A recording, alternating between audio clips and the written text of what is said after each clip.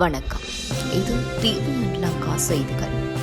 யாழ் நோக்கி பயணித்த கார் விபத்து. ஒரே குடும்பத்தை சேர்ந்த 3 பலத்த காயம். 2000 ரூபாய் நாணயத்தாள் தொடர்பில் மத்திய வங்கி வெளியிட்டுள்ள புதிய தகவல். வாகன சாரதிகளுக்கான விசேட அறிவித்தல். சர்ச்சையை ஏற்படுத்திய தரமாறு பாடத்தொகுதி. அதிகாரிகள் தொடர்பில் முக்கிய தீர்மானம். சிரிய அரசு மற்றும் சிரிய ஜனநாயக படைகளுக்கும் இடையே போர் நிறுத்தம். ஒரு நாள் முன்பே டெல்லியில் விஜய் புறப்பட்ட தனி விமானம். இலங்கை மத்திய வங்கி அதன் 75வது ஆண்டு நிறைவை கொண்டாடும் வகையில் 2000 ரூபாய் நாணயத்தாளின் முக்கிய பாதுகாப்பு அம்சங்களை வெளியிட்டுள்ளது. மத்திய வங்கியின் கூற்றுப்படி இந்த 2000 ரூபாய் நாணயத்தாள் பொதுமக்கள் அதன் நம்பகத்தன்மையை எளிதாக சரிபார்க்க உதவும் வகையில் பல பாதுகாப்பு அம்சங்களை உள்ளடக்கியுள்ளதாக தெரிவித்துள்ளது. இந்த தாளை வெளிச்சத்துக்கு மேலே உயர்த்தி பிடித்தால் வாளினை கொண்ட சிங்கம் முழுமையாக தெளிவாக தெரியும். மேலும் வெளிச்சத்துக்கு மேலே உயர்த்தி பிடித்தால் நிறம் மாறும். பாதுகாப்பு நூல் நீல நிறத்திலிருந்து பச்சை நிறத்துக்கு மாறி கொழும்பில் உள்ள கடிகார கோபுரத்தினை காட்டுகின்றது. மேலும் பார்வை குறைபாடுள்ளவர்களுக்கு உதவ வடிவமைக்கப்பட்ட 6 தொற்றுணரக்கூடிய பட்டைகள் உள்ளன. புற ஊதா ஒளியின் கீழ் ஆண்டு கருப்பொருளில் ஒளிரும் இரட்டை வண்ணங்கள் மற்றும் முன்வானலை தோன்றும் மதிப்பும் தெரியும். இதனால் உண்மையான ரூபாய் தாள்களை இயந்திரத்தினால் அடையாளம் காண முடியும். போலி ரூபாய் தாள்களை கண்டுபிடிக்கவும்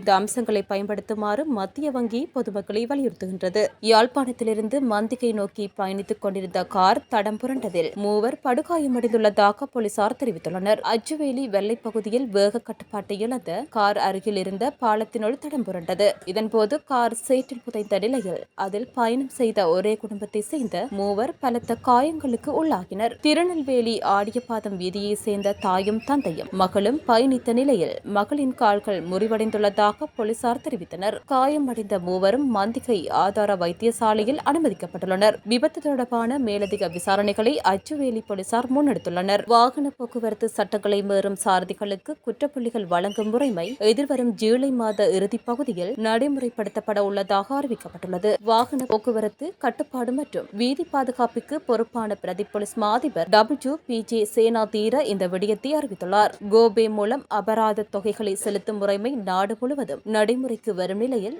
அதனுடன் இணையாக இந்த குற்றப்புள்ளி திட்டமும் செயல்படுத்தப்படும் என அவர் கூறியுள்ளார். கேகாலையில் போலீஸ் அதிகாரிகள் பங்கேற்ற ஒரு நிகழ்வில் உரையாற்றும் போது அவர் இதனை தெரிவித்துள்ளார். மேலும் போதைப்பொருள் தாக்கத்தில் வாகனம் செலுத்தும் சாரதிகளுக்கு எதிராக 2026ஆம் ஆண்டில் இதுவரை சுமார் 300 வழக்குகள் பதிவு செய்யப்பட்டுள்ளதாகவும் அவர் சுட்டிக்காட்டியுள்ளார். போதைப்பொருள் பயன்பாட்டை கண்டறிய புதிய பரிசோதனை கருவியொன்றை போலீஸ் மாதிபர் அறிமுகப்படுத்த உள்ளதாகவும் அது இன்று முதல் நடைமுறைக்கு வரும் எனவும் தெரிவித்துள்ளார். அத்துடன் பேருந்துகள் உள்ளிட்ட வாகனங்களில் தேவையற்ற உபகரணங்களை அகற்றாமல் இயக்கும் சாரதிகளுக்கு எதிராக சட்ட நடவடிக்கை எடுக்க போலீஸ் அதிகாரிகளுக்கு அறிவுறுத்தல் வழங்கப்பட்டுள்ளதாகவும் பிரதி போலீஸ் மாதிபர் WPJ சேனாதீர தெரிவித்துள்ளார். சர்ச்சைக்குரிய விடயங்களை கொண்ட தரம் 6 ஆங்கில பாட புத்தகத்தில் உள்ள குறிப்பிட்ட பாடத்தொகுதியை தயாரித்த பொறுப்பான அதிகாரிகளை இடைநீக்கம் செய்ய கல்வி மற்றும் உயர்கல்வி அமைச்சகம் முடிவு செய்துள்ளது. இந்த முடிவு இன்று முதல் செயல்படுத்தப்பட உள்ளதாக அறிவிக்கப்பட்டுள்ளது. தரம் 6 ஆங்கில தொகுதியில் பொருத்தமற்ற வலைதளத்தின் பெயர் உள்ளடக்கப்பட்டிருந்தமை பெரும் சர்ச்சையை ஏற்படுத்தியிருந்தது.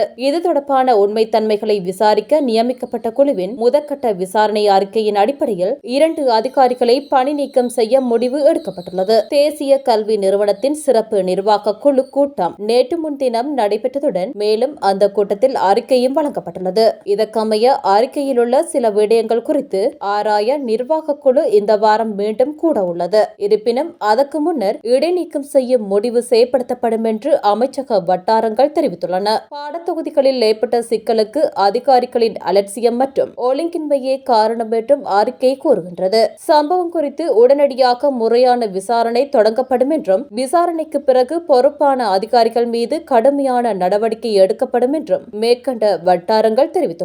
சிரிய அரசு சிரிய ஜனநாயக படைகளுக்கும் இடையே களத்தில் நிலவும் பதட்டத்தை தணிக்க சிரிய அரசாங்கமும் அந்த படைகளும் அனைத்து முனைகளிலும் உடனடி போர் நிறுத்தத்துக்கு உடன்பட்டுள்ளதாக சிரியாவின் உத்தியோகபூர்வ செய்தி நிறுவனமான SANA செய்தி வெளியிட்டுள்ளது. இந்த ஒப்பந்தத்தின்படி சிரிய ஜனநாயக படைகள் யூப்ரட்டிஸ் நதிக்கு கிழக்கே பின்வாங்க ஒப்புக்கொண்டுள்ளன.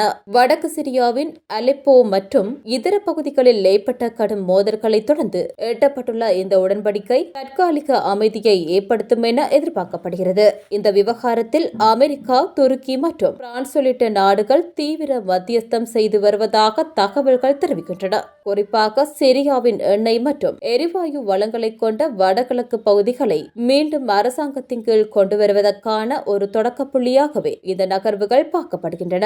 இதேவேளை சிரியாவின் புதிய பகுதிகளில் நிலைத்தன்மையை உறுதிப்படுத்த பாதுகாப்பு படையினர் முழுமையாக நிலைநிறுத்தப்பட்டுள்ளதாக அந்நாட்டின் உள்விவகார அமைச்சர் அனஸ் கட்டாப் உறுதிப்படுத்தியுள்ளார். இதுகுறித்து எக்ஸ் சமூக வலைதளத்தில் அவர் வெளியிட்டுள்ள அறிக்கையில், சிரிய அரபு ராணுவம் சமீபத்தில் கட்டுப்பாட்டுக்குள் கொண்டு வந்த புதிய பகுதிகளில் மக்களின் பாதுகாப்பை உறுதி செய்யவும் பொது வாழ்க்கையை சீராக முன்னெடுத்துச் செல்லவும் பாதுகாப்பு படையினர் மிகுந்த திறமையுடன் செயல்பட்டு வருவதாக குறிப்பிட்டுள்ளார். மேலும் இந்த பகுதிகளுக்கென அமைச்சகம் ஒரு விரிவான பாதுகாப்பு மூலோபாயத்தை வகுத்துள்ளதாக தெரிவித்த அவர், பொதுமக்களின் சொத்துக்களை பாதுகாத்தல், உரிமைகளை பேணுதல் மற்றும் அப்பகுதிகளில் அமைதியை நிலைநாட்ட திட்டமிட்ட நடவடிக்கைகள் எடுக்கப்பட்டு வருவதாகவும் கூறியுள்ளார். ராணுவம் மற்றும் பாதுகாப்பு படைகளின் இந்த ஒருங்கிணைந்த செயற்பாடு சிரியாவின் ஒட்டுமொத்த பாதுகாப்பு மற்றும் ஸ்திரத்தன்மையை மேம்படுத்தும் என்றும் அமைச்சர் அனஸ் கட்டாப் தனது அறிக்கையில் சுட்டிக்காட்டியுள்ளார். இந்நிலையில் சிரியாவில் சிரிய அரசு படைகளுக்கும்